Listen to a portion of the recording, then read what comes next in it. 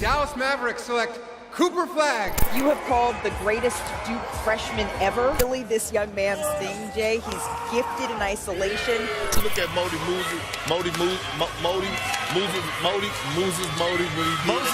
The first round of the 2025 NBA draft is officially complete, and I think it's safe to say that the landscape of the NBA has completely shifted. Some major picks were made and some franchises were changed, but as always, there are some winners and some losers from the first round of the NBA draft. Now, full disclaimer, this is all based on our own speculation. I'm not perfect and I can't see the future. However, that's not going to stop me from sharing my opinion. A lot of my speculation is based on the value of these prospects before the pre-draft process. Some teams made some great picks and some teams made some bad ones, but just because a team made a bad pick now doesn't necessarily mean that that player can't turn out to be a really good player down the line in the future. But we definitely didn't see a bad pick to start the draft, because the first winners of the 2025 NBA draft, in my opinion, are Cooper Flagg and the Dallas Mavericks. So before we get to the content, make sure you drop like, subscribe, and turn on our notifications to get the latest NBA news to your device. We dropped like 4 videos over the past 2 days, keeping you guys up to date with the latest NBA news. And we're going to keep you guys up to date on TikTok, Instagram, Snapchat, and X as well. All the links to that are in the description down below. And now that we got all that out of the way, cue the intro.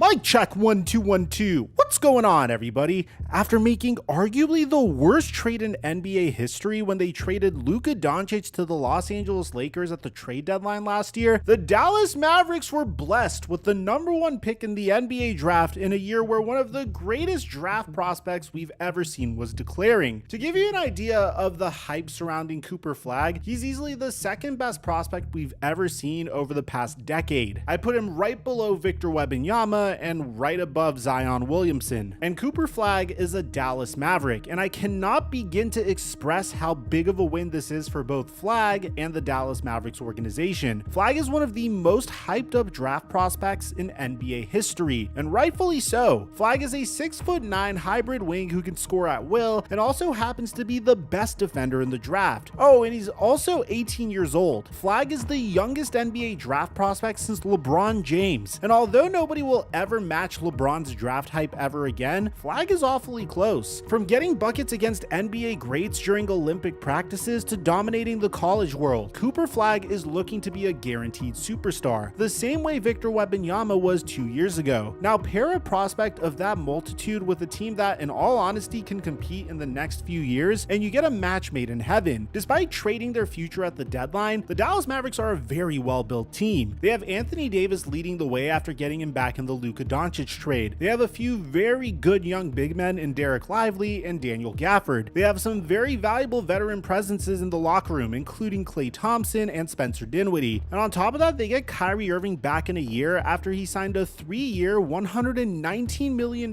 contract to stay with Dallas long-term after his ACL tear last season. That is not a first overall pick type roster, but they got this pick due to a whole lot of injuries and a whole lot of luck, depending on who you ask. Before the draft lottery, Dallas had the 11th highest odds at the #1 overall pick at a minuscule 1.8%. But those odds hit, and now Cooper Flagg lands in a situation that every Western Conference team should be afraid of. Since 2000, only 4 #1 overall picks have made the playoffs in their rookie year. Markelle Fultz in 2018, but we're not going to count that. Derrick Rose in 2009, Andrea Bargnani in 2007, and Andrew Bogut in 2006. Flagg is in prime position to join those 4 players, and he very well may go a hell of a lot deeper than they did. We saw another perfect fit with the next pick, as the San Antonio Spurs selected Rutgers point guard Dylan Harper, making both Harper and the Spurs organization huge winners. Dylan Harper goes into the best situation possible for a point guard. He definitely won't be the starting point guard for the San Antonio Spurs because they currently have De'Aaron Fox under contract, which means there isn't a lot of pressure for him to produce right away. And he also goes goes to a team that is notorious for developing young talent. Much like the Dallas Mavericks, the San Antonio Spurs jumped up a ton to this pick, entering the lottery with the 8th highest odds and a 6.3% chance at the 2nd overall pick.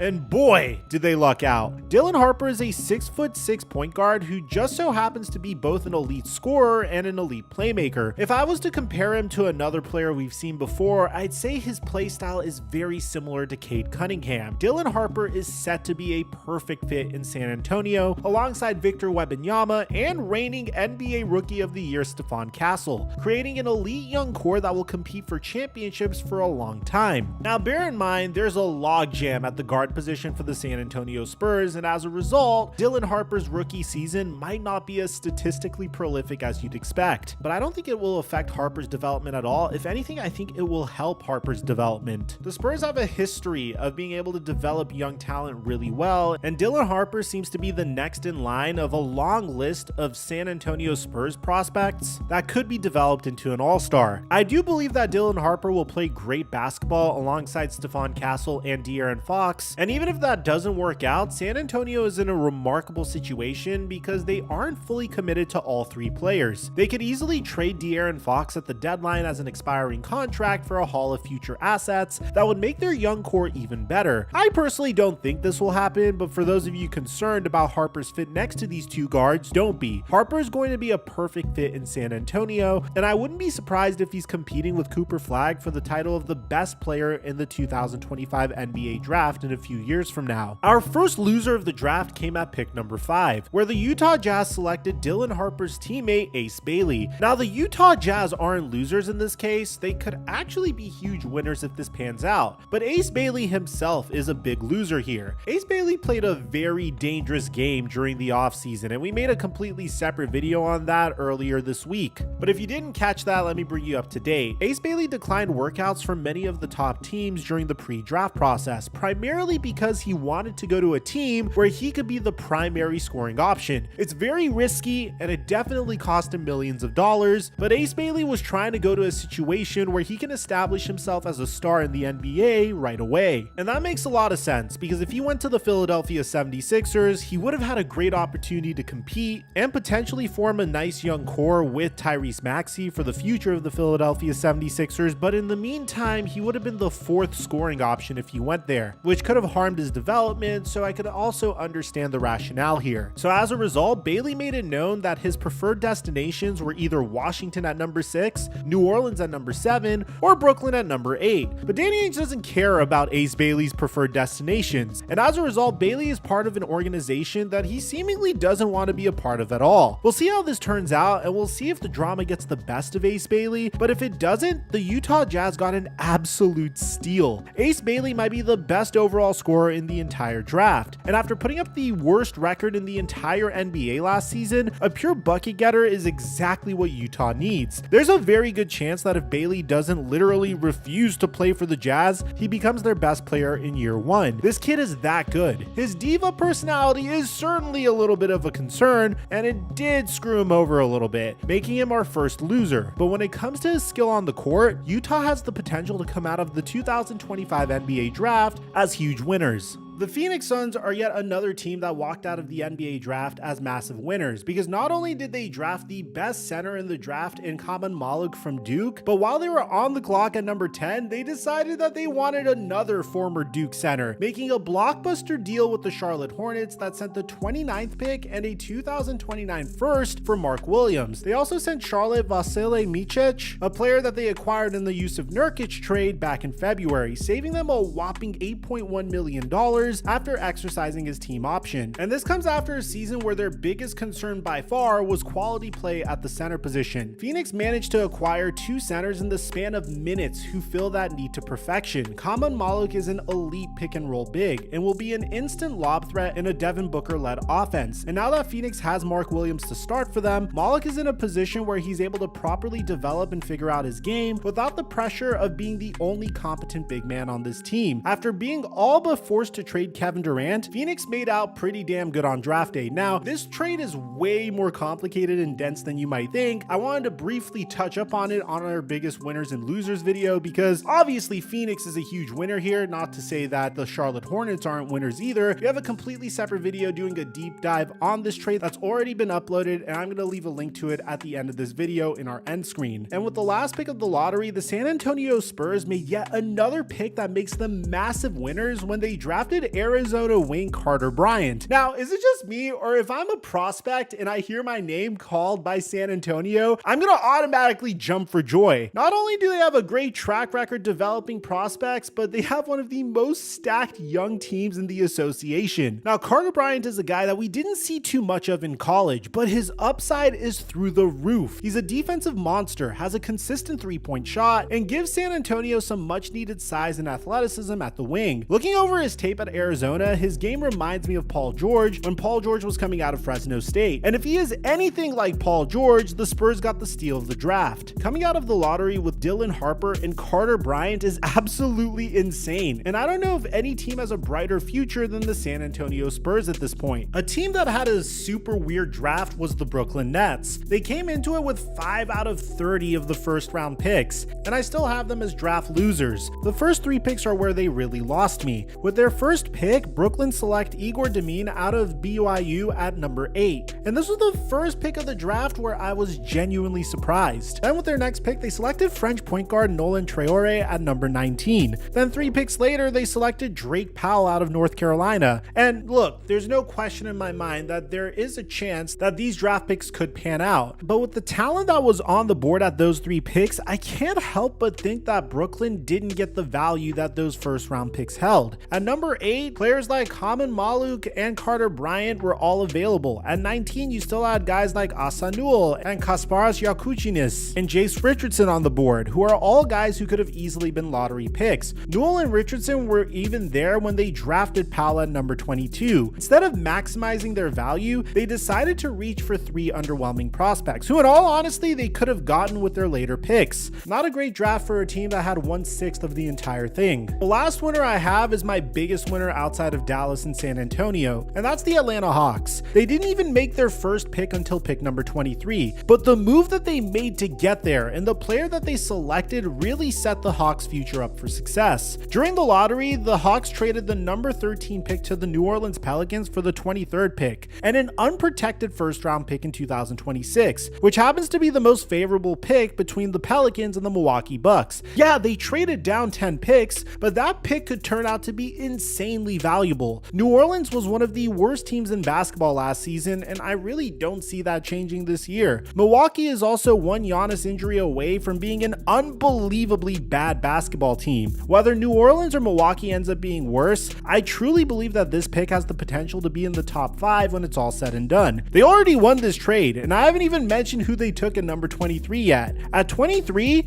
Atlanta selected Georgia forward Asa Newell. And like I said when I was talking about Brooklyn, he very well could have been a lottery pick. Newell is a hometown kid too. He grew up in Atlanta, played basketball at the University of Georgia, and now he gets to play basketball in his hometown for a Hawks team that looks to be set for a while. And those are our biggest winners and losers of this year's NBA draft. I don't think there were any significant losers, but I do like going over the draft and usually reflecting on these picks later. Now, I don't know if you guys heard, but Mark Williams just got traded to the Phoenix Suns. It was very shocking, and we have a completely separate video breaking it all down. I'm going to leave it in the end screen. I'll meet you guys there. I'm your boy Mike, and I'm dropping our mic until our next upload.